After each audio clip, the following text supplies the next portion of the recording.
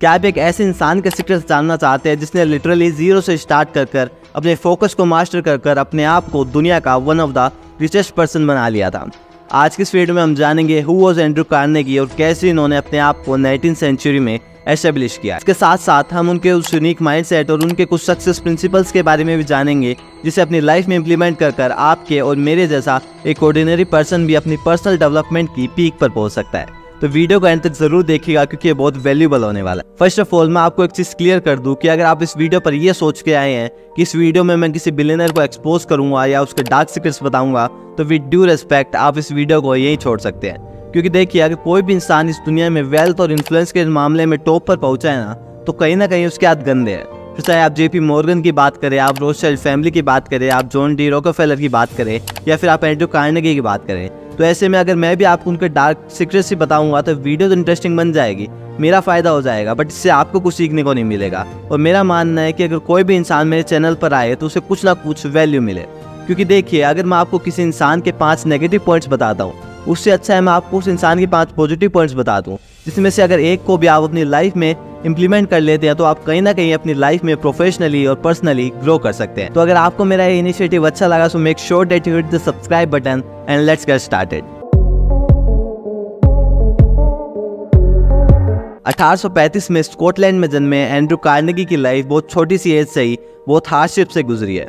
इनके पिता बुनाई का काम करते थे और आप जानते हैं कि इंडस्ट्रियल रिवॉल्यूशन के आने के बाद सभी हाथ से होने वाले कामों को मशीन्स ने रिप्लेस कर लिया था, जिससे एंड्रू के फादर को उनका घर चलाने में भी परेशानी होने लगी थी। और इसीलिए जब एंड्रू मात्र 12 साल के थे, उनकी फैमिली एक बेटर लाइफ की तलाश में अमेरिका पहुंच जाती है। अब एंड्रू की पढ़ाई बीच में ही रुक चुकी थी और वो एक कॉटन फैक्ट्री में लेबर वर्क करना शुरू कर देते हैं just at the age of 12। इतनी परेशानी, इतनी हार्डशिप्स होने के बावजूद भी एंड्रू के मन में एक सपना था कि उन्हें कैसे भी करके इस पॉवर्टी ट्रैप से बाहर निकलकर कुछ एक्स्ट्रा ऑर्डिनरी काम करना है। 14 साल की उम्र में एंड्रू को एक टेलीग्राम ऑफिस में मैसेंजर की जॉब मिल जाती है, पर कोई नहीं जानता था कि ये सिंपल सी दिखने वाली जॉब एंड्रू की लाइफ का टर्निंग पॉइंट होगी। एंड्रू कार्नेगी की एक बात बहुत अच्छी थी कि वो एक पैशनेट लर्नर थे। उन्हें पता था कि अगर उन्हें लाइफ में आगे बढ़ना है तो उन्हें वैल्यूएबल कनेक्शंस बनाने पड़ेंगे। तो ये क्या करते थे, इनका काम था लोगों के टेलीग्राम डिलीवर करना। तो इन्होंने नोटिस किया कि जिस इंसान के पास बार बार टेलीग्राम आते हैं, फिर बार बार कोई मैसेज आता है, तो वो कोई ना कोई तो इम्पोर्टेंट पर्सन है। तो वो जब भी बार ऐसे इंसान से मिलते थे तो उन्हें ग्रीट करते थे, like hello mister Smith, hello miss Morgan, इस तरह से। तो ऐसे में उन लोगों के माइंड में इनके लिए एक परसेप्शन सेट हो गया था कि एक 14-15 साल का एक प्यारा सा बच्चा है जो जब भी बार मिलता है ग्रीट करता है, बहुत हार्ड वर्किंग है। तो इस तरह से लोगों ने इनके बारे में अपनी राय बना ली थी। और ऐसे थोड़े दिन बाद इन पर थॉमस स्कॉट की नजर पड़ती है, जो पेंसिल्वेनिया रेलरोड कंपनी के सुपरिटेंडेंट थे। थॉमस एंड्रू के पोटेंशियल और शार्प माइंड से इतना इंप्रेस हुए कि उन्होंने एंड्रू को अपना शागिर्द बना लिया और एंड्रू भी अपने हार्ड वर्क के चलते जल्दी से जल्दी ऊंची रैंक्स पर पहुंच रहे थे। बट अब आप एक चीज समझिएगा कि एंड्रू कार्नेगी की सक्सेस केवल एक्सटर्नल फैक्टर्स पर डिपेंड नहीं थी।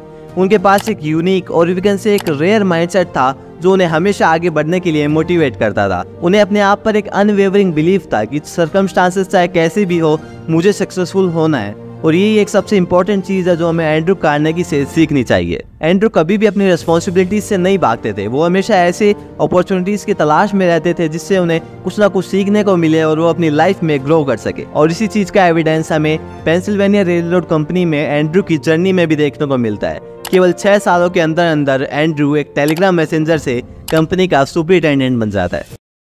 अभी तक हमने एंड्रू कार्नेगी की अर्ली लाइफ को एक्सप्लोर किया है, but the real magic lies in his unique approach to business and wealth creation. अब हम वीडियो में आगे जानेंगे एंड्रू कार्नेगी के वो 3 कोर प्रिंसिपल्स जिन्हें वो खुद अपनी सक्सेस के लिए क्रेडिट देते हैं। It's just a quick reminder कि अगर आप वीडियो को यहाँ तक देख रहे हैं, इसका मतलब आपको वीडियो पसंद आ रही है। तो make sure to hit the like button and subscribe our channel, क्योंकि इस चैनल पर आपको और ऐसे वैल्यूएबल वीडियोस मिलते रहेंगे। So start with our first principle, creative vision. Andrew Carnegie का मानना है कि हमें हमारे माइंड से सभी मेंटल बैरियर्स को हटा देना चाहिए, लाइक ये मैं कैसे करूँगा, ये मेरे बस की बात नहीं है, ये मुझसे नहीं होगा, एटसेट्रा एटसेट्रा।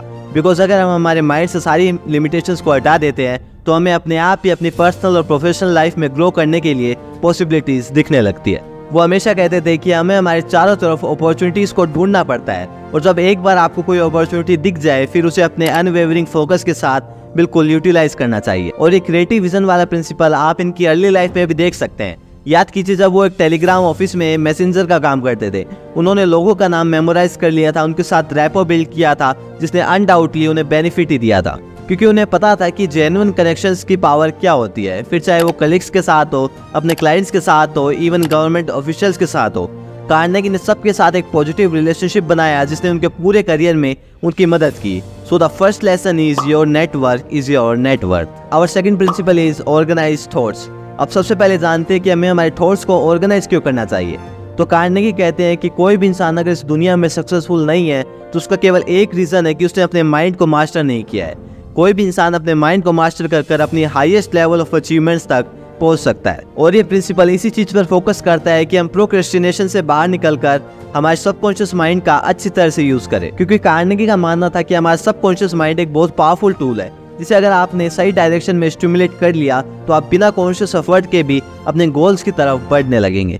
इस प्रिंसिपल में मैं एक चीज़ और ऐड करना चाहूँगा कि कार्नेगी का सेल्फ बिलीफ बहुत शानदार था। वो अगर कोई डिसीजन ले लेते थे तो फिर उसे सही प्रूव भी करते थे।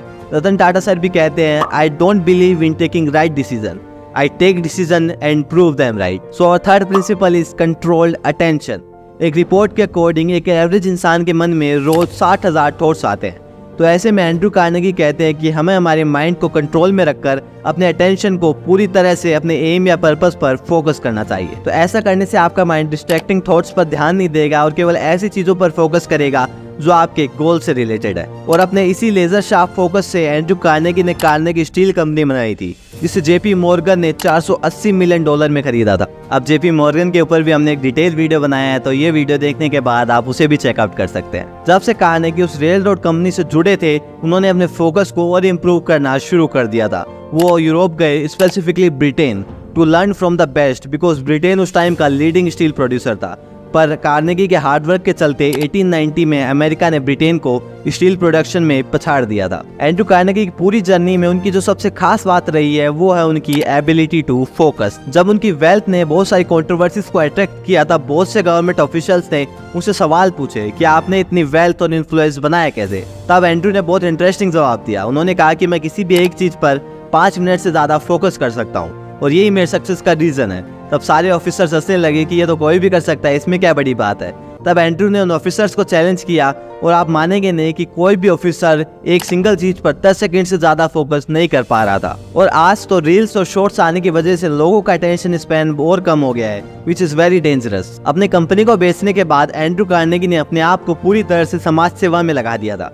उनका मानना था कि उनके जैसे सेल्फ मेड इंसान को अपनी वेल्थ को वाइजली दूसरों के साथ शेयर करना चाहिए। और अपनी डेथ से पहले एंड्रू ने $350 मिलियन से ज्यादा डोनेट कर दिए थे। तो ये थी कहानी एंड्रू कार्नेगी की, जिन्होंने बिल्कुल जीरो से स्टार्ट किया था और अपने टाइम के one of the richest person बन गए थे। तो आपको ये वीडियो कैसे लगा और हम हमारे कंटेंट को कैसे इंप्रूव कर सकते हैं, अपने वैल्यूएबल फीडबैक हमें कमेंट्स में जरूर दीजिएगा।